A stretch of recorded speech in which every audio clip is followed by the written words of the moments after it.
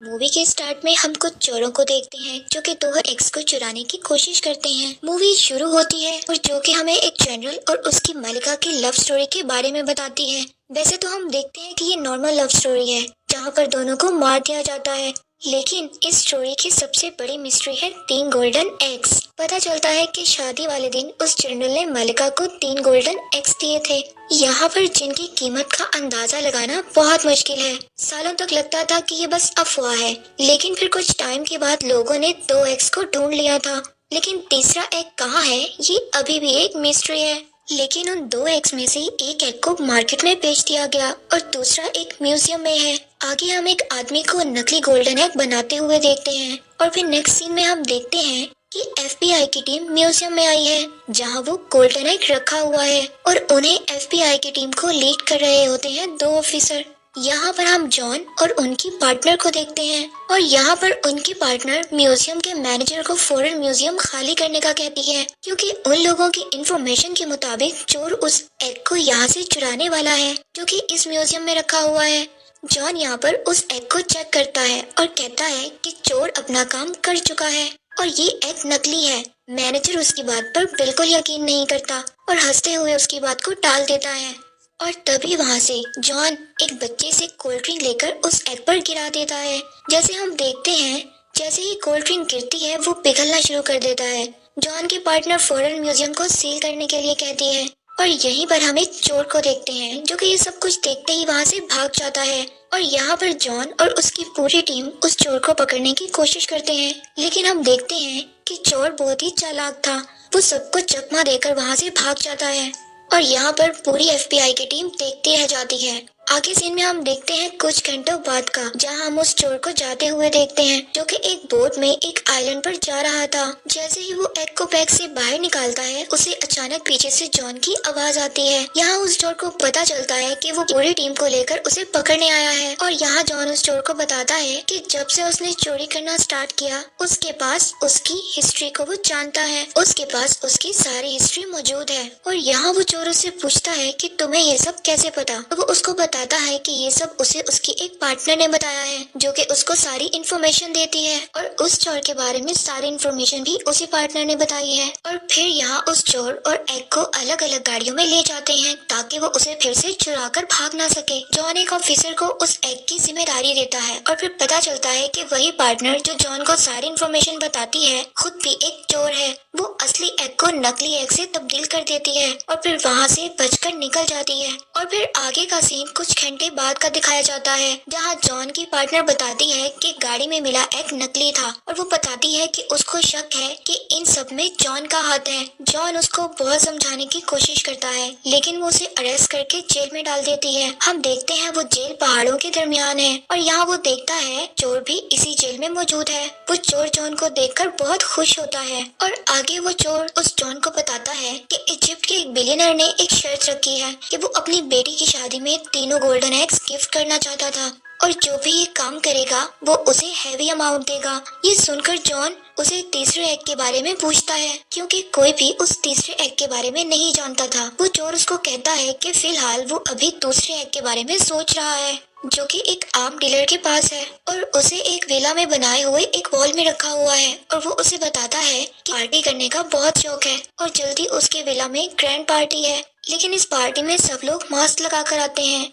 और कोई भी शख्स यहाँ पर अपना चेहरा नहीं दिखाता। तभी वो चोर सबको बताता है कि जॉन एक पुलिस ऑफिसर है और यहीं पर एक कैदी उससे लड़ना शुरू कर देता है और यहाँ पर जेल ऑफिसर उनको लड़ते देखकर उनको रोकने आते हैं और फिर इनको अपने अपने सेल में भेज देते हैं। यहाँ एक ऑफिसर आता है और बताता है कि कैप्टन उनसे मिलना चाहती है और यहाँ उनका सामना उसी लड़की से होता है जो कि जॉन की पार्टनर थी, जो जॉन को सारी इन्फॉर्मेशन देती थी, जो उनको फंसाने के लिए उनसे सॉरी करती है और बताती है वो यहाँ उसे तीसरे एक्ट के लिए आई है जिसका पता सिर्फ वो चोर जानता है। जो उसे एक ऑफर देती है कि अगर वो उसे तीसरे एक्ट तक ले जाए तो वो उसे जेल से निकाल सकती है और साथ ही 10% का शेयर देने का भी बोलती है। लेकिन वो चोर उनको मना कर देता है और पेशअप उनको वहीं छोड़कर चली जाती है। आगे जॉन उस चोर को बताता है कि वो उसे पकड़कर खुद को बेगुनाह साबित करना चाहता है और वो उससे कहता है कि अगर तुम मेरा साथ दो तो दोनों का मकसद पूरा हो सकता है। रात को जॉन उस चोर को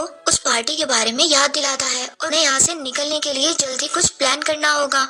अगले ही दिन वो चोर जॉन को प्लान के बारे में बताता है, जो कि एक सिंपल सा प्रोसेस है।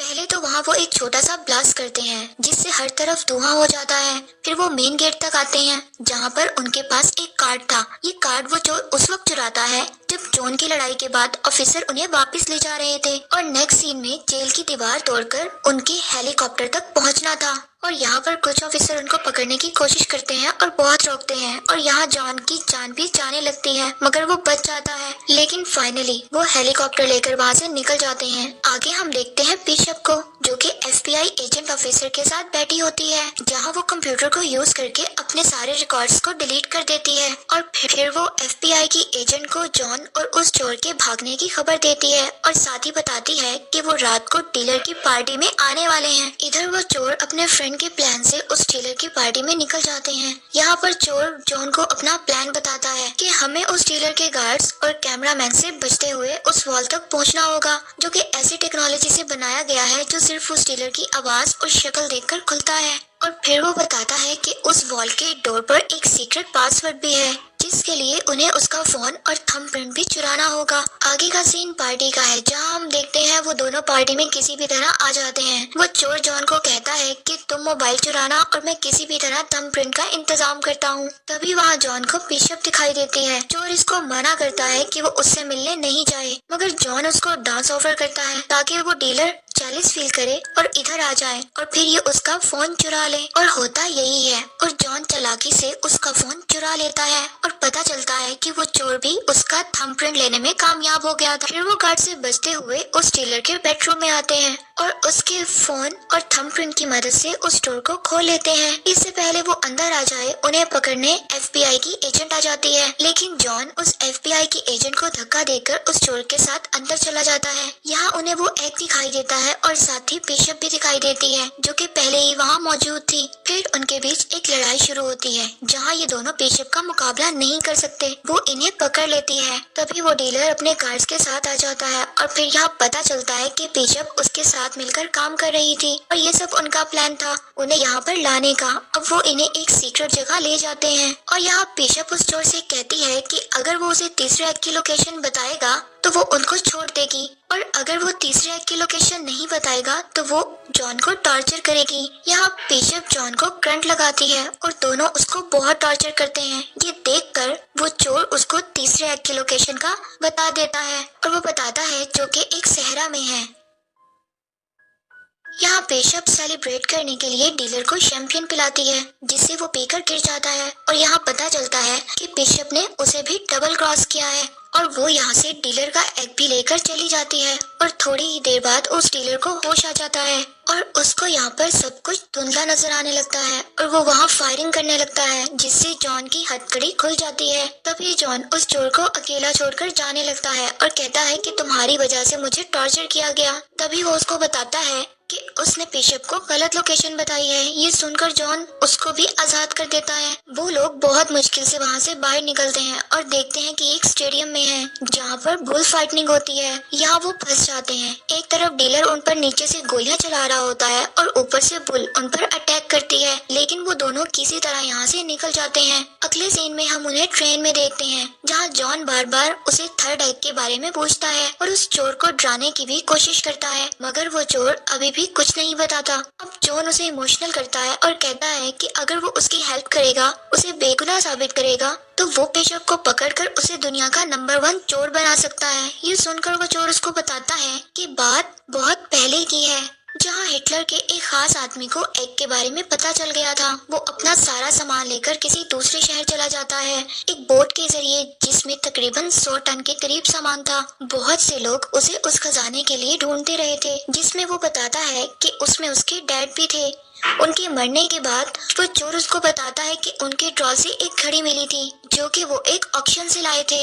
ये असल में उस आदमी की वॉच थी जिसमें उसको पता चला कि तीसरा एग कहीं दूर जंगलों में छुपा है। वो दोनों भी वहाँ पहुँच जाते हैं और घड़ी की मदद से एक सीक्रेट होल को ढूंढ लेते हैं। वो चोर अपने डैड की घड़ी से उसका दरवाजा खोलता है और वहाँ काफी कीमती चीजों को देखते हैं और वहाँ वो कुछ एंटीक कार को भी देखते हैं और वहीं वो उन्हें एग भी दिखाई दे देता है। इससे पहले वो उन्हें लेकर जाते बिशप एक बार फिर उधर आ जाती है। वो उन्हें बताती है कि उसको उस पर शक था, इसलिए वो उनका पीछा करते हुए वहाँ तक आ जाती है। फिर वो उनसे एग देने को कहती है और तभी FBI की एजेंट पूरी टीम को लेकर वहाँ आ जाती है। उससे बचने के लिए वहाँ पर मौजूद एंटीक कार में तीनों भाग जाते हैं और FBI की टीम भी पुरानी गाड़ियों से उनका पीछा करती है।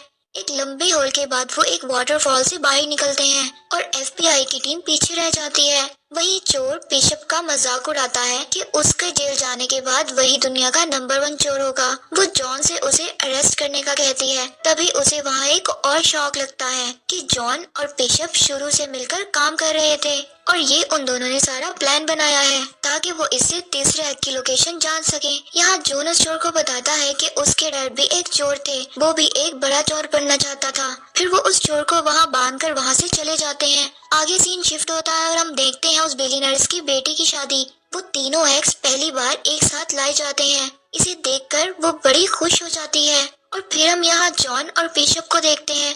उन्हें इन एग्स के बदले काफी ज्यादा हैवी अमाउंट मिलती है और वहीं वो एजेंट FBI की टीम के साथ आती है और उस बिलियनर्स को चोरी का सामान खरीदने के जुर्म में अरेस्ट कर लेती है और वो दोनों ये सब कुछ देखकर वहाँ से निकल जाते हैं। आगे हम 6 महीने बाद देखते हैं जॉन और बिशप को एक बोट पर एंजॉय करते हुए। तभी वो चोर उधर आ जाता है और वो दोनों उसे देखकर हैरान हो जाते हैं। वो उनको बताता है कि FBI की टीम ने मुझे अरेस्ट कर लिया था और वो दोबारा मुझे वहाँ जेल भेज रहे थे, मगर मैं वहाँ से भागकर निकल आया और इधर आ गया। आगे वो बताता है कि मैंने उस FBI की एजेंट को हैवी अमाउंट की लोकेशन दे दी है, अब तुम मेरी तरह बिल्कुल खाली हाथ हो। फिर वो उन्हें कहता है कि मेरे पास एक और प्लान है जिस पर तुम्हें मेरे साथ मिलकर काम करना होगा। अगर तुम ऐसा नहीं करते तो वो FBI की एजेंट तुम्हें अरेस्ट कर लेगी। जॉन पहले मना कर देता है लेकिन फिर दोनों मान जाते हैं और उस एजेंट के आने से पहले वो वहाँ से निकल जाते हैं। आगे हम उन्हें दूसरे शहर में देखते हैं जहाँ वो नई चोरी के लिए तैयारी कर रहे थे और यहीं पर मूवी एंड हो जाती है।